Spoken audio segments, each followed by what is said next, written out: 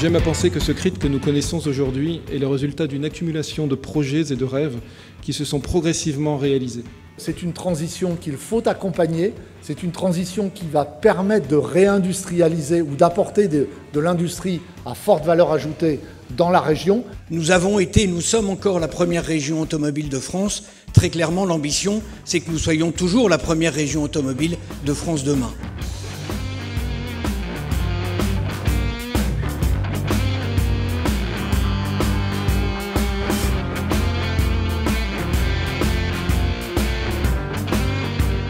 Très heureux aujourd'hui d'être présent pour la SAITEC édition 2021. C'est un événement incontournable pour l'industrie automobile. Et le but des événements comme celui-ci, comme le FIL ou comme le CITEX, c'est de faire en sorte que les gens se rencontrent, qu'ils échangent ensemble. Le CITEC me permet aussi d'avoir une vision sur ce que vous faites sur les moteurs électriques, tous les moyens d'essai que vous mettez en place. Ça fait déjà des années qu'on est en contact avec le CRIT. Ils ont pris le tournant technologique il y a déjà plusieurs années. Aujourd'hui, ils ont bien un coup d'avance et ça va permettre effectivement à Stellantis de s'appuyer sur eux.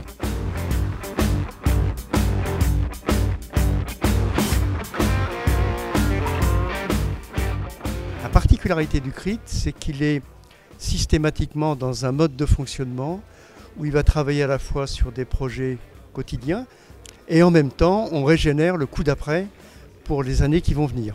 Donc on a cette capacité de maturation, de réflexion et quelque part aussi de créativité. Nous sommes un des rares acteurs R&D. Il faut grandir, grossir, s'adapter à ce nouveau marché, à cette transition énergétique.